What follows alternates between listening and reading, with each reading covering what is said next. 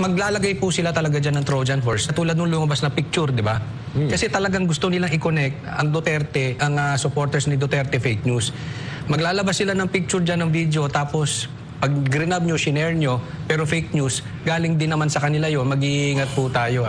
Alam natin, talagang dito po paiikutin yan. Ibaba to sa mga maka-Duterte yung salitang fake news. Sana lang, linyahan po natin, ano ba ang fake news? Pag-aatakihin ba kayo kahit totoo, tawag nyo fake news?